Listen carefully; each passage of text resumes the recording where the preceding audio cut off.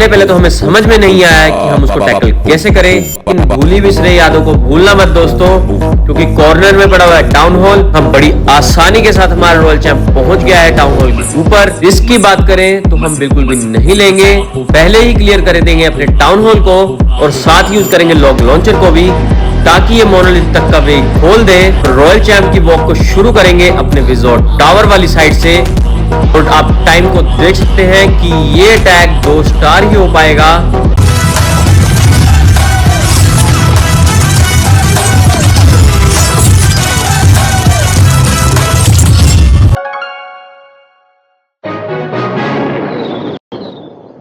तो क्या हाल है दोस्तों, मैं आपका दोस्त प्रणव फिर आ गया हूं एक नई वीडियो के साथ। और आज है हमारी CWL का 6th डे और 6th वॉर चालू हो चुकी है दोस्तों। हालांकि अब तक की वॉर का सिनेरियो आपको पता चल गया होगा कि 5 वॉर्स में क्या हुआ था हमारे साथ। मोस्टली ओपोनेंट्स हमसे टकराए TH-18 वाले। पहले पहले तो हमें समझ में नहीं आया कि हम उसको टैकल कैसे करें, लेकिन जैसे जैसे वॉर बीतती गई और अगली वॉर आती रही, वैसे ही हमने लिए 3 स्टार, वो भी TH-18 पे। तो ये रहा हमारा 6th वॉर का सिनेरियो। और आप देख सकते हैं कि ओपोनेंट के बेसिस आए हैं इस बार थोड़े बहुत बराबरी के। और कोशिश हमारी यहाँ ये रहने वाली है कि आसानी से इस वॉर को जीत जाएं। और आप ओपोनेंट के टाउन हॉल्स को देख सकते हैं कि कितने लो लेवल के आए हुए हैं हमारे सामने। और ये रहा आप सबके सामने हमारा आज का पहला ओपोनेंट, जो कि मैं क्लियर करने वाला हूं अपनी सैबियो गेमिंग वाली आईडी से, जो कि है TH-16 की। और मैं अटैक करने जाऊंगा TH-15 लेवल पे। तो आप अंदाजा लगा सकते हैं कि कितनी आसानी के साथ मैं इस बेस को लेकर जाऊंगा। लेकिन भूली बिसरे यादों को भूलना मत दोस्तों, क्योंकि कॉर्नर में पड़ा हुआ है टाउन हॉल। और पिछली वॉर के सिनेरियो को आपने देखा ही होगा। इस बात का मुझे खतरा था, वो बात हो चुकी है यहाँ पर। यहाँ बड़ी आसानी के साथ हमने लिए हैं सिर्फ 1 स्टार। लग रहा था बहुत बुरा दिन है, क्योंकि हमारे 2 अटैक्स में आए थे सिर्फ 1-1 स्टार। लेकिन मैं रिस्क का बिल्कुल भी नहीं लूंगा दोस्तों, चाहे वो टाउन हॉल लो लेवल का हो, चाहे वो अप लेवल का। लेकिन टाउन हॉल को पहले उड़ाना, अगर वो कॉर्नर में है, तो बहुत ही जरूरी रहेगा।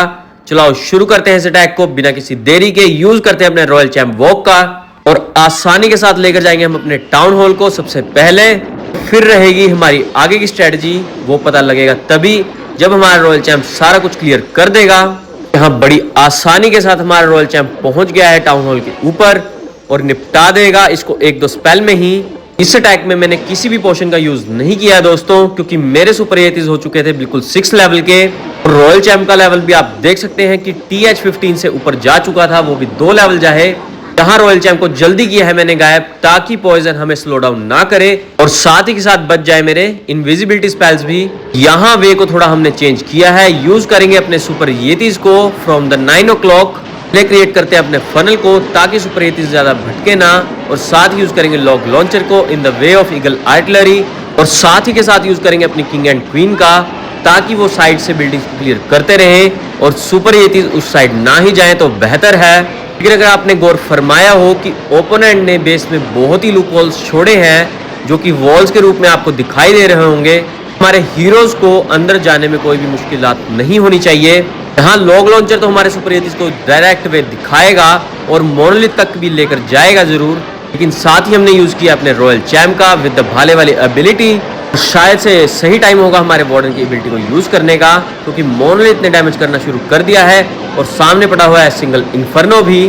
तो ज्यादा डैमेज हमारे ट्रूप्स को ना हो, इसलिए हमने यूज किया वार्डन की एबिलिटी का। साथ ही पहुंच चुका है हमारा रॉयल चैंप भी बिल्कुल मोनोलिथ के नजदीक। साथ ही के साथ हम यूज करें अपने इनविजिबिलिटी स्पेल्स का भी, ताकि रॉयल चैंप जिंदा रहे। इससे दिक्कत तो होनी नहीं चाहिए दोस्तों, क्योंकि मेरे ट्रूप्स चारों ओर फैल चुके हैं। अब जिंदा करने का टाइम आ गया हमारी क्वीन को, क्योंकि वो परेशान कर रहा है हमारे किंग को। यहाँ कुछ खास डिफेंस नहीं दिखाई दे रहा है और इस लेवल का डिफेंस आसानी के साथ रॉयल चैंप अकेला ही संभाल लेगा। साथ ही के साथ आप देख सकते हैं कि साइड वाली सारी की सारी बिल्डिंग्स क्लियर हो चुकी हैं। तो आसानी भी हो चुकी है हमें इस बेस पर अटैक करने में, क्योंकि हमें पता ही था दोस्तों। लेकिन इस बार हमने पिछली वॉर की तरह रिस्क बिल्कुल भी नहीं लिया था और आसानी के साथ ले लिए हैं हमने ओपोनेंट के बेस पे 3 स्टार्स। लेकिन अब बिल्कुल भी रिस्क नहीं लेना है दोस्तों। चलते हैं अपनी जादू वाली बेस की ओर और देखते हैं कि क्या सिनेरियो रहने वाला है। जैसे कि आप सबको पता होगा कि मैंने नया नया है जादू वाला बेस किया है और यहाँ मुझे अटैक को भी जल्दी कंप्लीट करना पड़ेगा, क्योंकि मेरे पास पड़ा है सिर्फ 1-2 घंटे का ही बूस्ट। जिसकी वजह से हमें जल्दी से जल्दी अटैक को एग्जीक्यूट करना पड़ेगा। और अगर हुई देरी तो हमें यूज करने पड़ेंगे अपने हीरोज पोशन। वैसे तो शायद ना भी जरूरत पड़े, क्योंकि अगर मैं वॉर की ओर देखूं, वैसे तो मेरे सामने शायद से आया हुआ है TH16। तो TH16 को तो हम आसानी से टैकल कर लेंगे दोस्तों, और उसके लिए हीरोज पोशन की जरूरत नहीं पड़ेगी। लेकिन हम रिस्क बिल्कुल भी नहीं लेंगे और चलते हैं जल्दी से जल्दी ओपोनेंट की ओर और देखते हैं आज का दूसरा ओपोनेंट क्या होने वाला है। सामने आया है हमारे TH16। हाँ जी हाँ दोस्तों, TH16 आया है हमारे सामने। और आप डिफेंस के लेवल को देख सकते हैं कि जितना भी नीला पन्ना आपको नजर आ रहा है वो सारा है TH15 लेवल का। तो ये आसानी के साथ क्लियर हो जाना चाहिए। लेकिन अगर टाउन हॉल की ओर देखें तो आपको कुछ याद आ ही रहा होगा। अगर आपको नहीं याद आ रहा है तो मैं आपको याद दिला दूं। और यहां मेरा अंदाजा फिर से सही जा रहा है कि ये अटैक भी हमारा खराब हो चुका है दोस्तों। और यहां फिर से आएंगे सिर्फ हमारा 1 स्टार ही। रिस्क की बात करें तो हम बिल्कुल भी नहीं लेंगे, पहले ही क्लियर कर देंगे अपने टाउन हॉल को, ताकि 2 स्टार तो सिक्योर हो ही जाए। चाहे बेस हमारे से 1 लेवल कम का है, लेकिन रिस्क यहां बिल्कुल भी लेना नहीं बनता है, क्योंकि हमें लेकर आने हैं 3 स्टार्स और बनानी है जगह अच्छी, वो भी CWL में। तो आओ दोस्तों शुरू करते हैं इस अटैक को विद द रॉयल चैंप। और आप देख सकते हैं कि साथ के साथ ही यूज किया है मैंने अपने इनविजिबिलिटी स्पेल का। लेकिन यहां थोड़ी डायवर्शन आई है हमारे हिडन टेस्लास की तरफ से, लेकिन दिक्कत की कोई बात नहीं है, क्योंकि सामने जो डिफेंस पड़ा हुआ है वो हमें बिल्कुल आसानी के साथ वे दिखाएगा टाउन हॉल की ओर जाने की। जैसे कि आप देख सकते हैं कि आसानी के साथ हम टाउन हॉल के बिल्कुल नजदीक पहुंच चुके हैं और बुला लिया है हमारे टाउन हॉल ने हमारे रॉयल चैंप को, ताकि मैं जल्दी से जल्दी इसको डिस्ट्रॉय कर सकूं। और कोशिश यहां ये रहने वाली है दोस्तों कि जैसे ही हमारा टाउन हॉल ब्रेकडाउन होता है, पॉइजन से बचने के लिए हम करेंगे यूज रिकॉल स्पेल का। पॉइजन हमारे इनविजिबिलिटी स्पेल्स को बर्बाद करेगा, हमारे रॉयल चैंप को करेगा स्लो डाउन। और इसी के साथ हमने रॉयल चैंप की वॉक को खत्म कर दिया है और यूज किया है रिकॉल स्पेल का। और अब यूज करेंगे अपनी मेन आर्मी का, जो कि होने वाली हमारी सुपर येतीज की। पहले क्रिएट करते हैं थोड़ा बहुत फनल और फिर यूज करेंगे अपने बचे हुए सुपर येतीज को, और साथ यूज करेंगे लॉग लॉन्चर को भी, ताकि ये मोनोलिथ तक का वे खोल दे। अब हमें रिलीज करना है अपने किंग एंड क्वीन को फ्रॉम द 3 o'clock, ताकि वो आसपास वाली बिल्डिंग्स और डिफेंसेस को डाइवर्ट रखे, ताकि हमारे सुपर येतीज को ज्यादा डैमेज ना हो। और यहाँ आप देख सकते हैं कि वार्डन के ऊपर ज्यादा डैमेज हो चुका है। शायद से हमें जल्दी से यूज करना पड़ेगा अपनी वार्डन की एबिलिटी को। अब देखना ये है कि रॉयल चैंप को कहां यूज किया जाए, क्योंकि इसमें भाले वाली एबिलिटी तो है नहीं। तो यहाँ कोशिश ये रहेगी कि रॉयल चैंप को बिल्कुल बेस में यूज किया जाएगा सुपर येतीज के, ताकि वो डिफेंस को क्लियर करता रहे और सुपर येतीज अपना काम। यहाँ हमारे सुपर येतीज कोर में घुस चुके हैं, कर दिया है ब्रेकडाउन मोनोलिथ का भी, और साथ ही के साथ पहुंच गए हमारे ईगल आर्टिलरी की ओर। और दूसरी ओर मैंने यूज किया अपनी किंग की एबिलिटी का, और आप डिस्ट्रक्शन के लेवल को देख सकते हैं। स्पाइकी बॉल ने सारी मेजर डिफेंसेस को क्लियर कर दिया है, और ये अटैक मुझे 3 स्टार जाता हुआ नजर आ रहा है दोस्तों, क्योंकि मेरी आर्मी बिखर चुकी है और अभी मेरा रॉयल चैंप भी बिल्कुल सेफ है।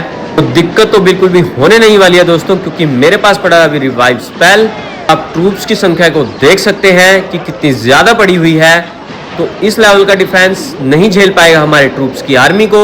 साथ ही के साथ मैं जिंदा करूंगा अपने रॉयल चैंप को, ताकि वो जल्दी से जल्दी कंप्लीट करे इस अटैक को। अगर एक बात कहूं तो दोस्तों कि मेरा जो पिछली वॉर के अटैक्स थे उसमें थोड़ी डाइवर्जन जरूर आई थी, कि मैंने गलती करी कि मैं टाउन हॉल की ओर से अटैक शुरू नहीं किया, क्योंकि टाउन हॉल के आसपास काफी डिफेंस पड़ा होता है और टाउन हॉल का अपना डैमेज भी इतना ज्यादा होता है कि वो हमारे ट्रूप्स को नहीं टिकने देता। और उन्हीं गलतियों से हमें सीखने को भी मिला है कि अगर टाउन हॉल कॉर्नर में पड़ा हो, हमें अटैक को एग्जीक्यूट करना चाहिए from the town hall side, use करना चाहिए रॉयल चैंप का टाउन हॉल की साइड से। और यहां जोड़ दिए हमने आसानी के साथ फिर से 3 स्टार्स। और अब बचा है हमारा सिर्फ एक अटैक, वो भी 6th वॉर का, जो कि मैं करना चाहूंगा अपनी रेयन वाली आईडी से।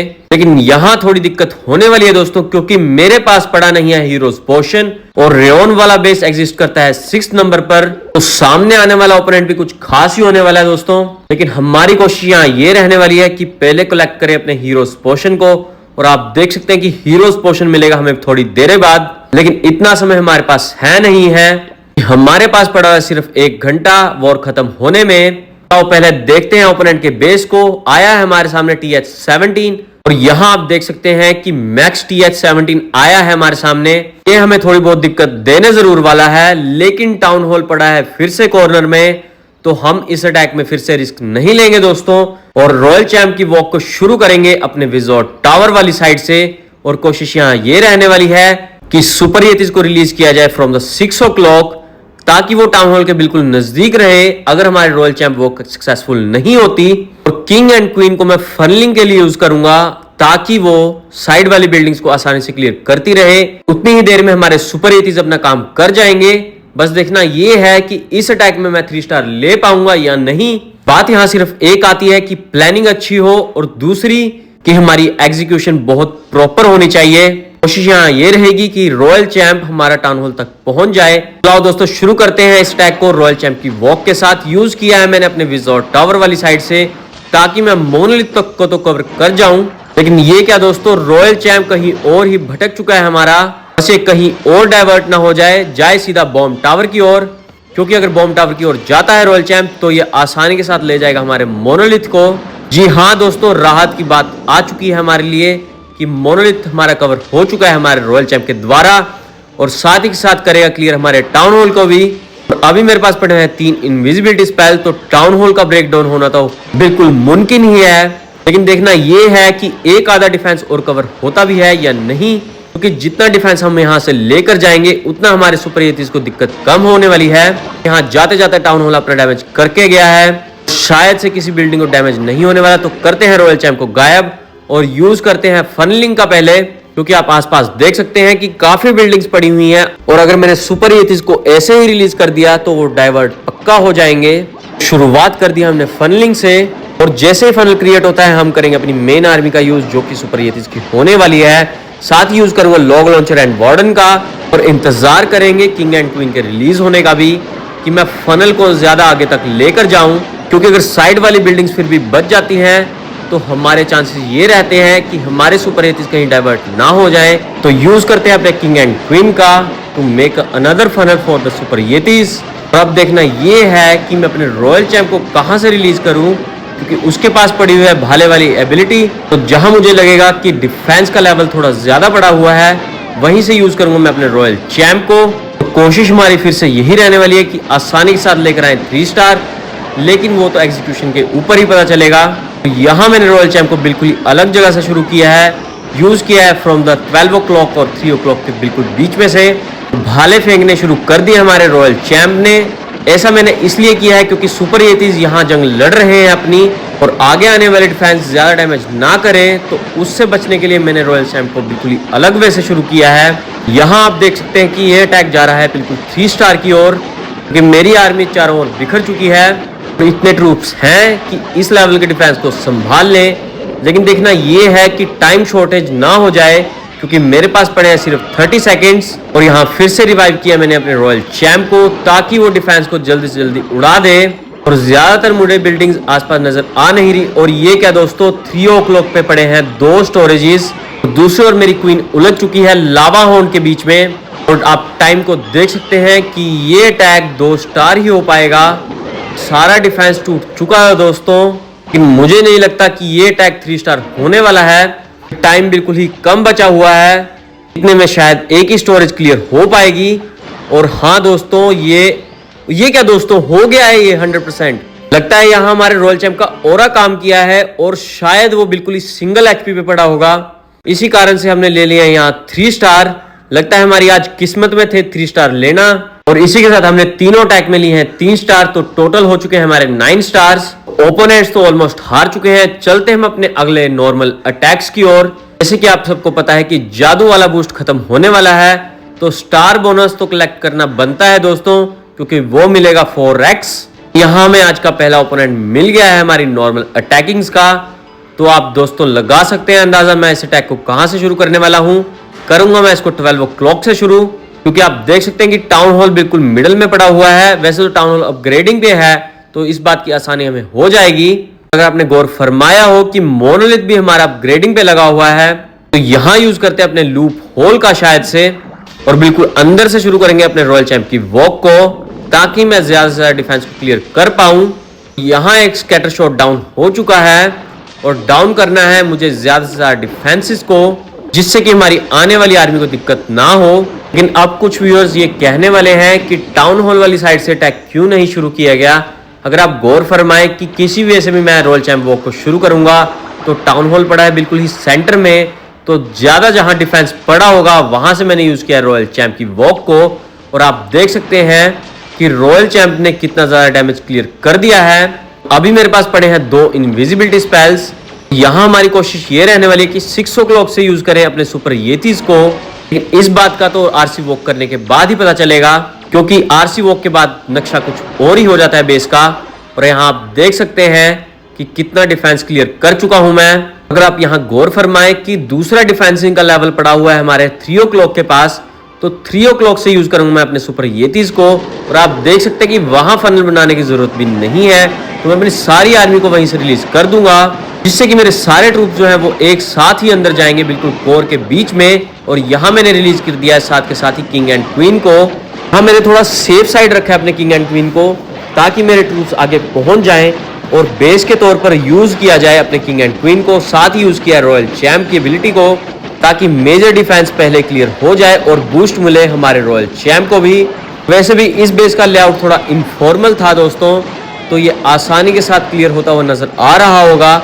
देखने वाली बात तो ये है कि कई मेंबर से ये अटैक भी नहीं होते हैं और ऐसे ऐसे बेस भी क्लियर नहीं हो पाते, क्योंकि उनकी स्ट्रेटजीज होती है बिल्कुल ही वाहियात, जिसकी वजह से वो आसानी के साथ नहीं उड़ा पाते अपने से ऊपर के और अपने के सामने वाले बेसिस को भी।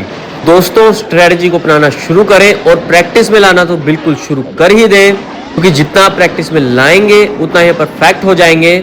और यहाँ आप देख सकते हैं कि मेरी किंग की एबिलिटी भी अभी बची हुई है। जैसे वॉल्स के नजदीक थोड़ा आएगा हमारा किंग, वैसे यूज करूंगा मैं अपनी किंग की एबिलिटी को भी, कि बचा के करना क्या है दोस्तों, करेंगे डिफेंस को जल्दी से जल्दी क्लियर और चलते हैं अपने अगले अटैक की ओर। हाँ जी हाँ दोस्तों, अगला अटैक, क्योंकि हम करने वाले हैं प्रैक्टिस और दिखाने वाले हैं आप सबको कि कैसे अटैकिंग को एग्जीक्यूट किया जाए, कहां पर टाउन हॉल पड़ा है तो अटैक को कहां से शुरू किया जाए। और यहां मैं यूज करूंगा अपने रिवाइव स्पेल का ऑन रॉयल चैंप, ताकि जितनी भी बची हुई बिल्डिंग्स हैं आसानी के साथ क्लियर हो जाए, क्योंकि आप देख सकते हैं कि टाइम बहुत ही कम बचा है हमारे पास। साथ ही के साथ मैंने यूज कर दिया अपने बारबेरियंस, ताकि वो जल्दी से निपटाएं इस अटैक को। जैसे एक बात देखने वाली है दोस्तों, जितने भी फैले हुए बेसिस होते हैं वहां हमें थोड़ा ज्यादा चौकसी बरतने की जरूरत है। अगर आपने गौर फरमाया हो कि हमारे सुपर येतीज डैमेज तो अच्छा करते हैं और सारे डिफेंसेस को उड़ा भी देते हैं, लेकिन दिक्कत वहां आती है जहां टाइम शॉर्ट हो जाता है हमारे लिए। और यहां मिल चुका है हमें आज का अगला ओपोनेंट, जो कि है दोस्तों TH16, लेकिन यहां एग्जीक्यूशन मायने रखेगी जरूर।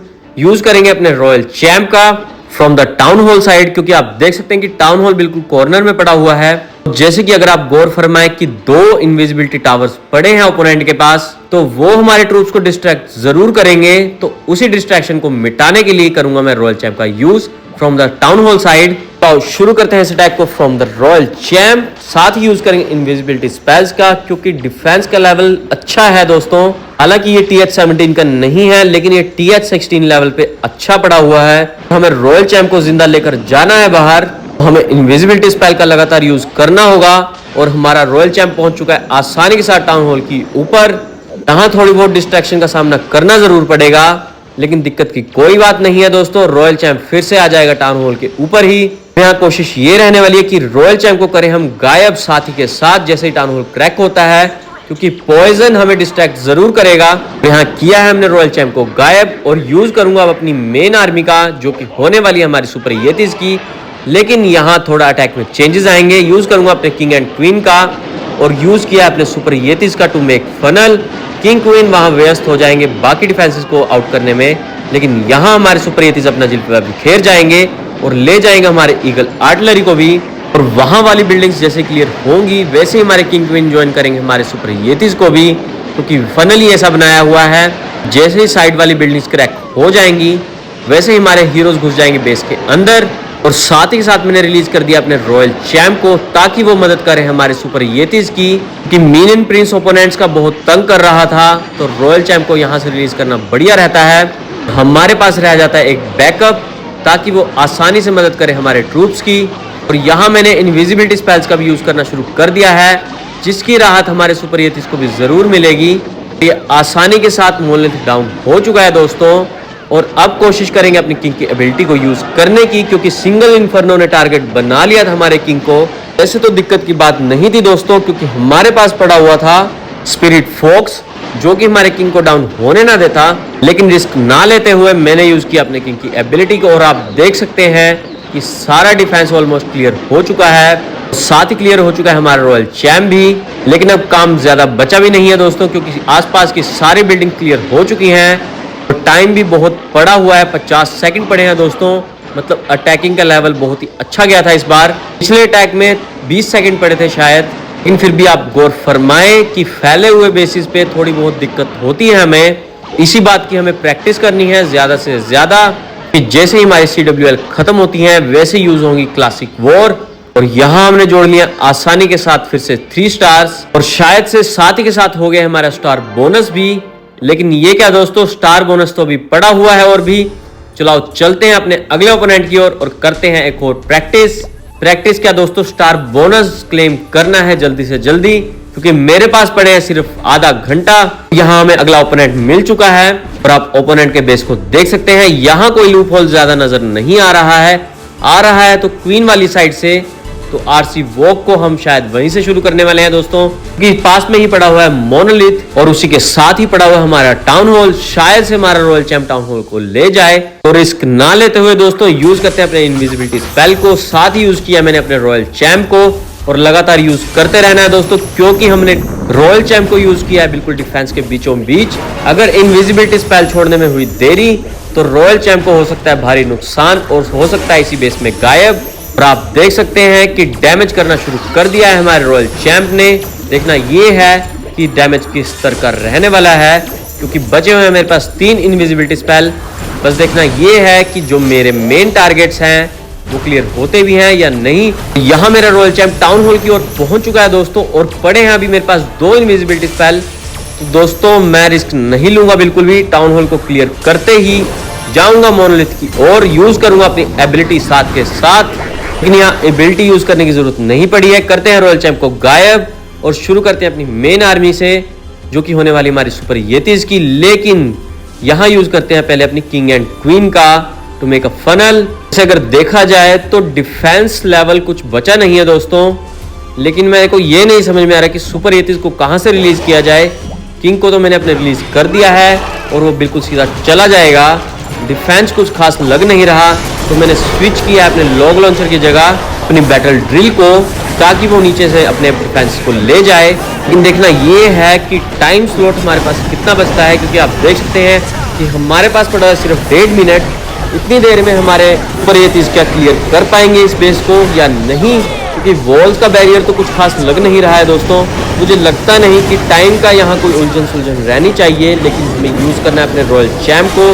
तो देखना ये है कि किस वे से हम रिलीज करें अपने रॉयल चैम्प को। यहाँ मैंने रॉयल चैम्प को यूज किया अपने किंग एंड क्वीन वाली साइड से और साथ ही के साथ यूज किया अपनी एबिलिटी भी, क्योंकि आप देख सकते हैं कि डिफेंस का स्तर उस तरफ को ज्यादा पड़ा हुआ है, ताकि उनको ज्यादा डैमेज ना हो। तो यूज किया है साथ के साथ मैंने अपने रॉयल चैम्प का। और अभी मेरे पास पड़ी हुई है वार्डन की एबिलिटी, तो हमारे ट्रूप्स तो बचने वाले हैं दोस्तों। लेकिन अगर आपने गौर फरमाया हो तो मेरे किंग एंड क्वीन तो डाउन हो चुके हैं। ये करामात हमारे सिंगल इन्फर्नोज की ही हो सकती है, लेकिन दिक्कत की कोई बात नहीं है दोस्तों, कि मेरे पास पड़ा हुआ है अभी रिवाइव स्पेल। तो जैसे ही हमारे सुपर येतीज आएंगे डिफेंस के क्लोजर, वैसे यूज करूंगा मैं अपने रॉयल चैम्प के ऊपर, कि royal champ is the fastest one जो आसानी के साथ डिफेंस को क्लियर करेगा। और आप टाइम स्लॉट को देख सकते हैं कि मेरे पास बचे हुए 30 सेकंड्स, तो रॉयल चैम्प की यहाँ बहुत जरूरत पड़ने वाली थी दोस्तों। और ये आसानी के साथ हमने ले लिया 3 स्टार ओपोनेंट के बेस पे। टेंशन ना लो दोस्तों, हो जाएगा 3 स्टार। अभी तो बहुत टाइम पड़ा हुआ है और बिल्डिंग्स बची हैं सिर्फ 3। आप रियोन वाले बेस को देखें तो उसके मुकाबले तो ये कुछ भी नहीं है, क्योंकि वो लास्ट सेकंड में, मैं कहता हूँ मिनी सेकंड में हुआ था अटैक। तो चलते हैं दोस्तों, चलते हैं अपने लास्ट अटैक की ओर, क्योंकि अभी स्टार बोनस बाकी है और अभी लेना है हमें 1 स्टार, तो रिस्क नहीं लेंगे बिल्कुल भी। और यहाँ क्लैन कैसल की ट्रूप्स भी हमारे पास आ चुके हैं। तो चलते हैं दोस्तों अपने अगले अपोनेंट की ओर और देखते हैं कि क्या नक्शा आने वाला है हमारे सामने और क्या प्लानिंग होने वाली है। कि पहले हमें देखना होगा लेआउट कैसा है और उसी हिसाब से अटैक को जज करना पड़ेगा। लेकिन लेकर आनी है साथ के साथ हमें ढेर सारी लूट भी, क्योंकि हमें चाहिए बहुत सारे रिसोर्सेज टू अपग्रेड TH-17। और आपको पता ही होगा कि कितने रिसोर्सेज की जरूरत पड़ती है। और ये रहा आज का हमारा लास्ट ओपोनेंट, जो कि आया है TH17। जितनी भी लालगी आपको नजर आ रही है वो है TH16 की। और यहाँ लूप होल नजर आते ही मैंने यूज किया अपने रॉयल चैम्प का, साथ यूज किया है अपने इनविजिबिलिटी स्पेल का। कि आप देख सकते हैं कि आसपास पड़े हुए हैं बहुत ही ज्यादा डिफेंसेस, जिन्हें हमें क्लियर तो करना ही होगा, लेकिन सावधानी के साथ। इस साथ में ही पड़ा हुआ है हमारा मोनोलिथ भी। और यहाँ शायद से कोशिश ये रहने वाली है हमारी दोस्तों कि रॉयल चैम्प से बहुत ही ज्यादा डिस्ट्रक्शन निकलने वाला है, क्योंकि टाउन हॉल के आसपास तो पहुंच ही गया है हमारा रॉयल चैम्प। तो देखना ये है कि टाउन हॉल क्लियर होता भी है या नहीं। नहीं दोस्तों, इस बार तो नहीं हो पाएगा, क्योंकि रॉयल चैम्प हो चुका है हमारा डिस्ट्रैक्ट बिल्कुल ही।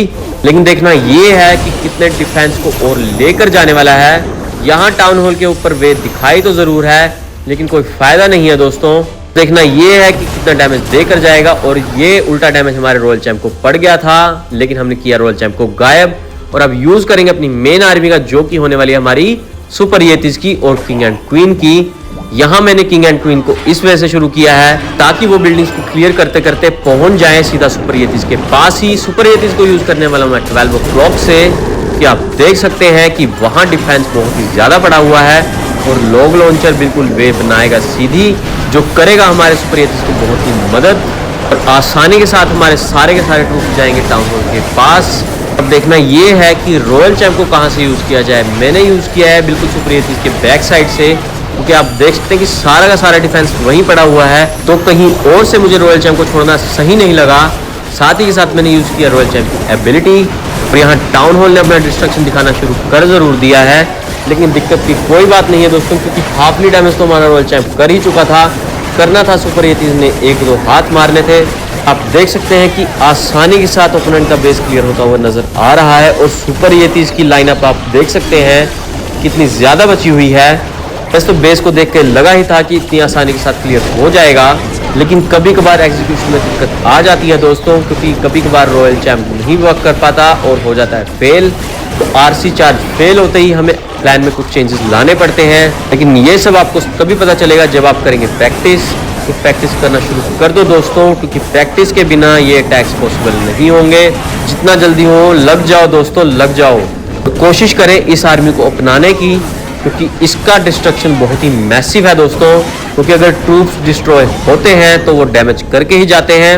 आपने मेरे वॉर्स अटैक को तो देखा ही होगा कि मैंने आसानी के साथ TH17 लेवल के टाउन हॉल से और ट्रूप से किया टाउन हॉल 18 को डिस्ट्रॉय। आई होप कि आपको आज का वीडियो बहुत पसंद आया होगा। पसंद आया है तो please like this video and और इस मजेदार वीडियोस देखने के लिए प्लीज सब्सक्राइब माय चैनल, जिसका नाम है सैबियो गेमिंग। मैं ऐसी मजेदार वीडियोस लाता रहूंगा, तो बने रहिएगा एंड खेलते रहिए क्लैश ऑफ क्लैन।